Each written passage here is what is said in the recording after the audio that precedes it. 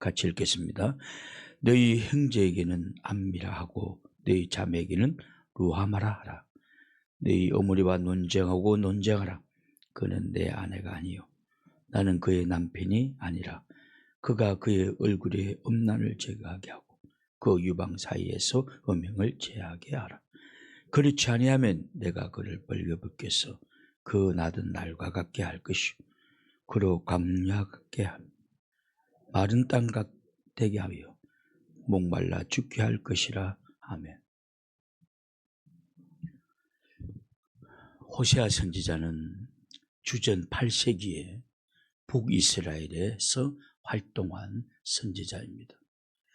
주전 8세기라는 것은 예수님 오시기 800년 전에 있었던 사람이다. 그런 의미입니다.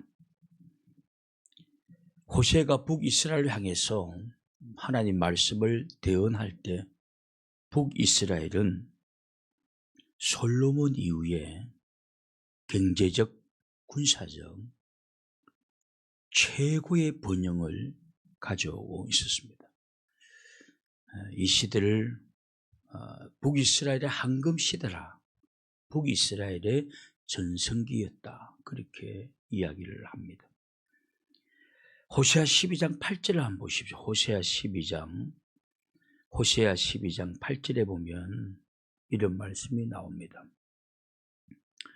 호세아 12장 8절에 보면 에브라임이 말하기를 나는 실로 부자라.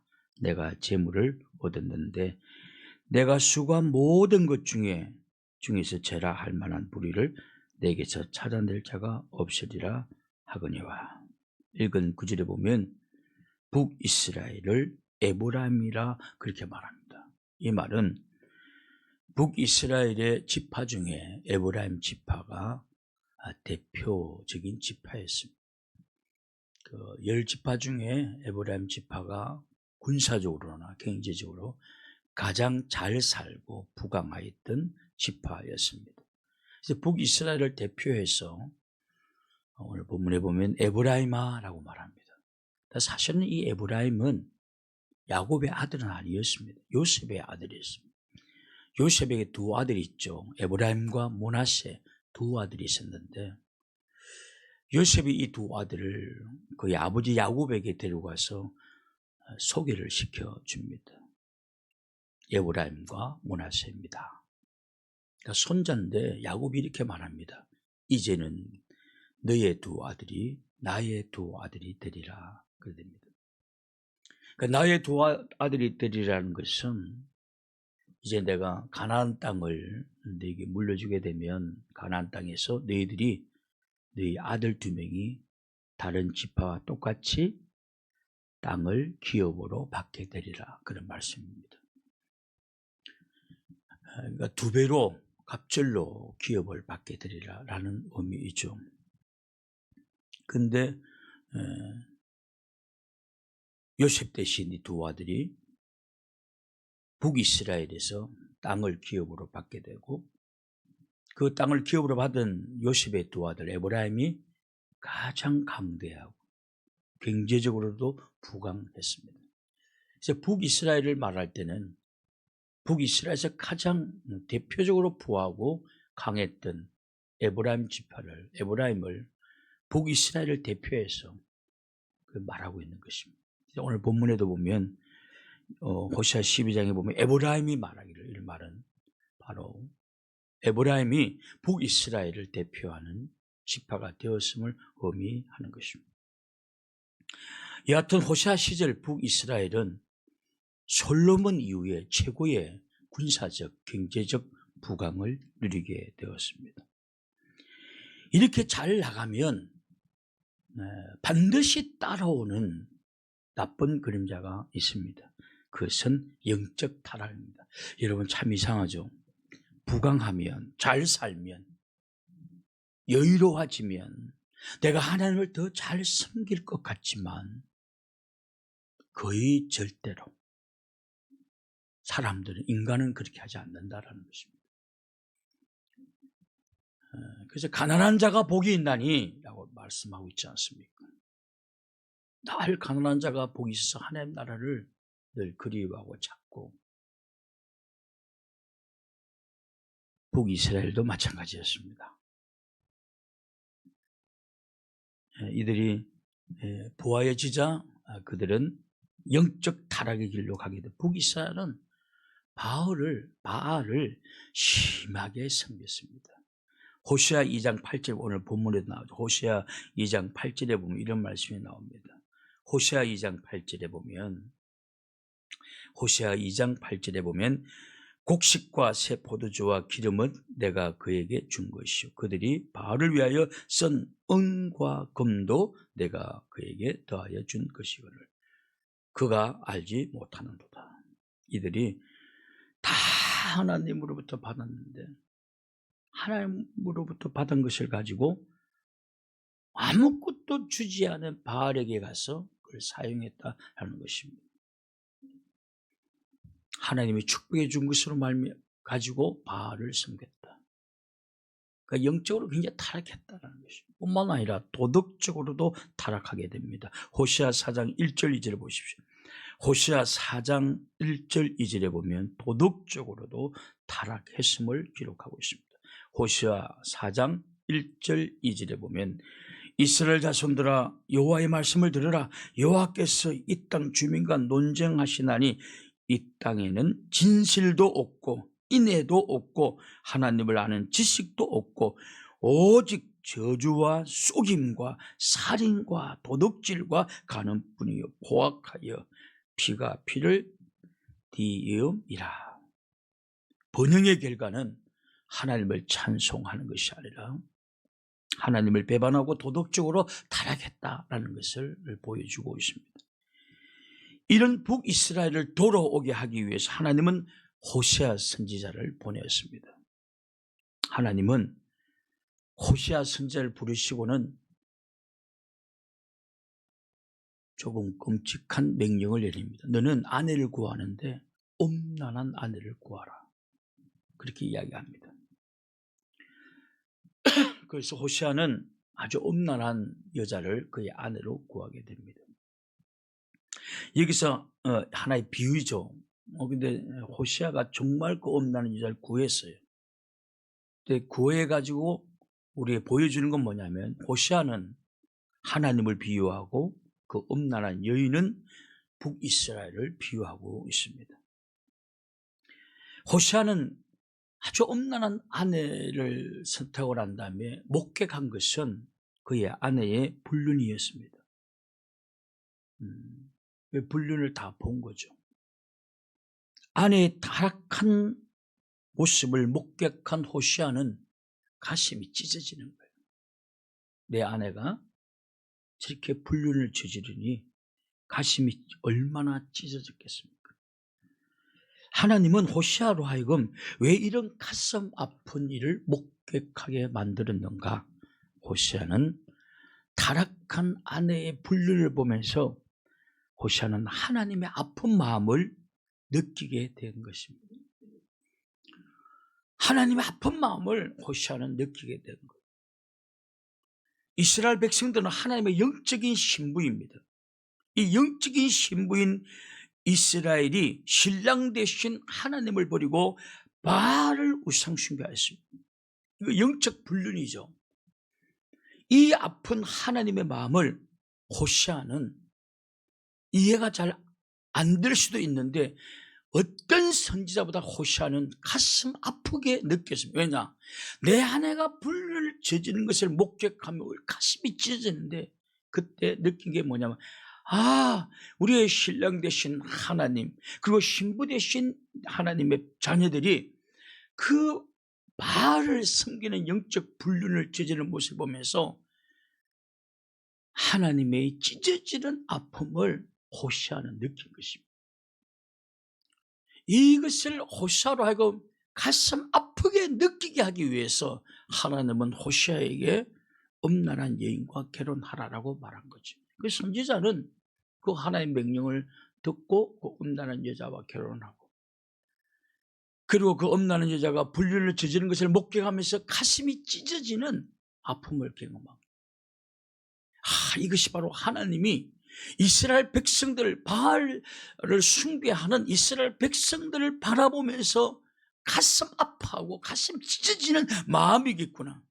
내가 이렇게 아픈데 바로 하나님이 그런 아픔을 가지겠구나는 하나님의 마음에 대한 철저한 이해를 갖게 되죠.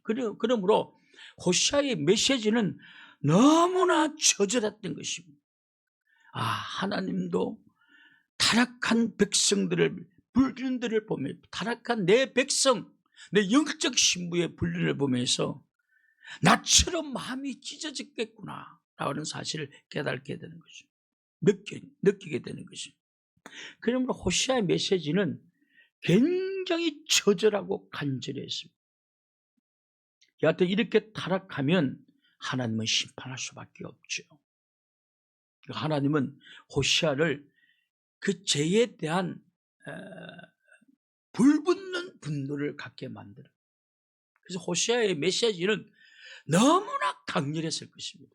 우리는 문자로 읽기 때문에 이것이 얼마나 처절하고 강렬했는지는 우리가 다 느낄 수는 없지만 이거 보면 알지 않습니까? 하나님의 마음을 이해한 거예요. 내 안의 불륜을 보면서 하나님도 영적 신부의 그 불륜을 바라보면서 이렇게 나처럼 가슴 아파했겠구나. 하나님의 마음을 느낀 거예요.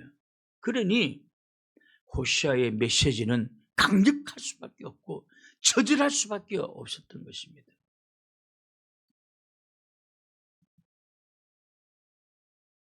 여하튼 이렇게 타락하며 하나님은 이스라엘 백성들을 심판할 수밖에 없죠. 심판할 수밖에 없죠. 그러나 하나님은 북이스라엘에게 죄를 제거하라라고 명령합니다. 나는 심판이 목적이 아니다. 그냥 빨리 너희들은 죄를 제거하라라고 이야기를 합니다. 호시아서 2장 2절을 보십시오.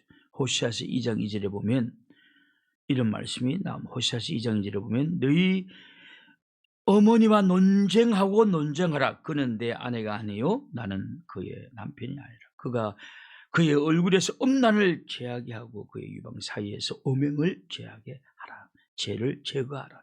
여러분, 제가 어저께도 저는 일단 창세기 한 장 읽고 역사서를 읽고 이렇게 복음서를 읽고 로마서를 이렇게 바울서를 읽고 이렇게 성경을 읽었나갑니다. 어저께 여호수아를 읽는데 그 아간의 범죄,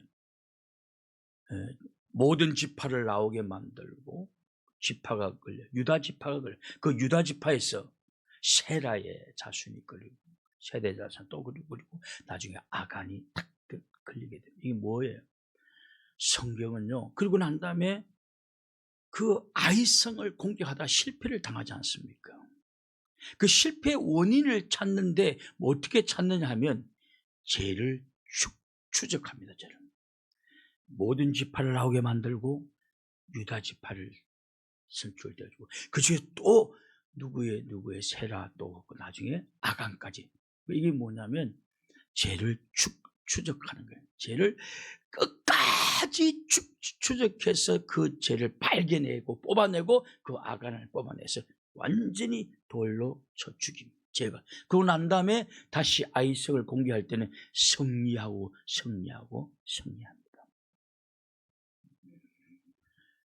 제가 이걸 보면서 하나님은 죄를 추적하는구나. 죄를 끝까지 추적하는 거예요. 끝까지. 그러니까 얼버무리면 되지 않는 것입니다. 여러분, 우리가 죄를 찾아내지 못하면 우리의 지성이 아무리 발달되어도 죄를 찾아내지 못하고 내 속에 있는 죄를 제거하지 아니하면 반드시 그는 마침내 심판의 자리까지 나아갈 수밖에 없는 것입니다. 망하는 것입니다. 아이성에게도 당하는 거예요. 아이성은 여리고성을 점령하고 난 다음에 아이성을 지배할 때 이 아이성은 여리고성에 비하면 아무것도 아니었습니다. 아무것도 아니었습니다. 그저 군사 몇천 명만 보내면 얼마든지 정복할 수 있는 성이었어요. 그러나 여기서 대패를 합니다. 그 이유가 뭐냐? 죄라는 것입니다. 우리가 죄를 범하면 머리가 좋든 지성이 있든 상관없이 패하게 됩니다. 반드시 패하게 되고 수치를 당하게 되는 것입니다. 그러므로 하나님의 백성들은 제 지성을 발달시키는 큰 의미 없어요. 사실은 큰 의미 없습니다. 얼마나 아느냐? 사실은 큰 의미가 없습니다. 죄가 들어와서 싹을, 둥지를 털기 시작하면 그 죄라는 것은 달콤하거든요. 그래서 사람이 단호하게 잘라내지를 못합니다. 결국 모든 판단도 모든 생각도 다 망하게 되는 것입니다. 그래서 우리는 죄를 추적해야 돼요. 오늘 내 속에 있는 죄를 추적해서 마치 사냥개가 어떤 먹잇감을 향해서 끊임없이 나아가서 추적해서 그 사냥개 먹이를 낚아채듯이 내 속에 있는 죄를 추적하고 추적해서 뽑아내야 돼. 제거해야. 그거 안 하면 사실은 성화 잘 안 됩니다. 잘 안 됩니다. 그래서 나는 사람들이 막 지성을 발달시키고 이런 거 그렇다고 해서 공부하지 말라는 건 아닌데 그렇게 그걸 엄청나게 생각하지 않습니다. 아주 영적으로 어리석거든요. 영적으로. 그래서 하나님 호세아를 통해서 이스라엘 백성들에게 그 부강한 이스라엘 백성들, 군사적으로 강대해진 이스라엘 백성들에게 너 심판받기 전에 회개하라고 너 속에 있는 죄를, 너 가슴 속에 있는 그 죄를 제거하라고, 작은 죄라도 제거하라. 둥지를 털기 전에, 진을 치기 전에 제거하라. 나 꼴보기 싫다라는 것입니다. 네가 만약 죄를 제거하게 되면 나는 북이스라엘을 내 신부를 향해서 안미라 할 것이다. 내 안미라 할 것이라는 것이 내 백성이 되리라는 1절에 나오죠. 루아마라 할 것이라 불쌍히 여김을 받을 것이다. 네가 아무리 죄를 지어도 내가 불쌍히 여길 것이다. 1절 한번 보십시오. 1절에 이런 말씀이 나옵니다. 너의 형제에게는 안미라고 너의 자매에게는 루아마라 하라. 회개하면 이렇게 된다라는 것입니다. 내 백성이 되고 불쌍히 여김을 받는다라는 것. 그러나 회개하고 돌아서지 않으면 어떻게 되느냐? 3절 보십시오. 회개, 죄를 제거하지 아니하고 돌아서지 아니하면 어떻게 되느냐? 그렇지 아니하면 내가 그를 벌거벗기, 그러니까 굉장한 수치의 자리에 나가게 만들, 벌거벗긴다는 건 수치의 자리에 나가겠다는 거죠. 여러분, 예수님이 십자가에 못 박힐 때 예수님은 죄가 없죠. 우리 죄를 대신 담당하고 십자가에 박힌 거예요. 근데 십자가에 박힌 것은 우리가 겉옷을 이렇게 벗기다 완전히 실오라기 하나 걸치지 않는 나처로 만들어버립니다. 그러니까 완전히 예수님의 십자가에서 모든 것이 폭로, 굉장히 수치스러운 거예요. 이게 뭐냐? 죄는 우리로 하여금 굉장히 수치스럽게 만드는, 부끄럽게 만드는 거예요. 이때 영적으로 깨어있는 사람들은 내 속에 알지 못하는 그 죄들이 이것이 진을 치지 못하도록 죄를 추적해서 그 죄를 내 속에서 다 뽑아내야 돼요. 다 뽑아내야 돼요. 그렇지 아니하면 내가 그를 벌겨벗기 위해서 그 나던 날과 같이 할, 그 나던 날이라는 것은 네가 애굽에 있어서 나오기 전에 그날 그 노예 생활하던 그 인간 대접받지 못하고 비참하게 그 날처럼 되게 할 것이고 광야같이 되게 할 것이라는 것은, 여러분, 광야라는 것은 고생했던 시대인 것입니다. 네가 고생을 하게 될 것이고 목말라 죽게 될 것입니다. 광야에서 목말라 죽은 사람도 많지 않습니다. 죄는 우리를 파멸로 인도해 간다. 수치스러워 그렇고 파멸로 인도해 간다. 죄는 우리를 불행하게 만든다라는 것입니다. 그러므로 내 백성아, 내 아내야, 하나님은 그래, 내 아내야, 내 가슴에서 죄를 제거하라. 없애라. 제발 추적해서 없애라. 작은 죄, 진을 털기 전에 내 가슴 속에 진을 터고 네가 거기에서 집을 짓고 텐트 히트를 치고 제가 거기서 더 큰 죄로 확산되기 전에 작은 죄까지라도 더 추적을 해서 제거하라는 것입니다. 그렇지 아니하면 너는 창피를 당하게 될 것이다. 수치를 당하게 될 것이다. 그러나 죄를 제거하면 너는 암미, 내 백성이 될 것이며 루하마, 내가 불쌍히 여김을 받게 되리라. 하나님의 자녀가 된다는 것입니다. 그러면 여러분, 죄를 제거한다는 것은 굉장히 중요한 것입니다. 성경에 보면 반복적으로 되는 것이 어떤 말이냐면 죄를 심상히 여기지 말라. 이까지 죄, 이 정도는 그렇게 여기지 말라라는 것입니다. 그 심상히 여기다가 다 당하는 것입니다. 추적하십시오. 내 속에 있는 죄를 추적하십시오. 그리고 제거하십시오. 내 속에 움막조차도 텐트조차도 치지 못하도록 죄를 제거. 그렇지 않으면 우리는 끊임없는 수치를 당하게 될 것이고, 구원받기 전에, 하나님의 백성이 되기 전에 당했던 그런 수욕과 수치를 당하게 될 것이고, 광야 생활처럼 유리하게 될 것이고, 마침내 목말라 죽게 될 것이다 라는 것입니다. 오늘 이 아침에는 하나님 다시 한번 우리 자신을 되돌아보고, 내가 얼마나 가졌느냐? 큰 의미 없습니다. 내가 얼마나 많은 큰 지식을 가냐? 여러분, 그 아는 것 별 볼 일 없습니다. 아는 것 중에 영적으로 어두워서 죄를 짓는 삶이 어리석어서 잘못된 판단을 하고 결정한 사람이 얼마나 많습니까?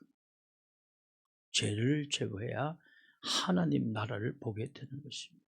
하나님, 내 속에 있는 죄를 제거하게 도와주옵소서. 추적하고 추적해서 사냥개가 먹이를 마침내 움켜쥐듯이 그 죄를 움켜쥐고 회개하고 정결한 반열에 다시 서게 도와주옵소서. 그렇게 고백하는, 그렇게 기도하는 시간이 될 수 있기를 주님의 이름으로 축원합니다. 우리 함께 통성으로 기도하고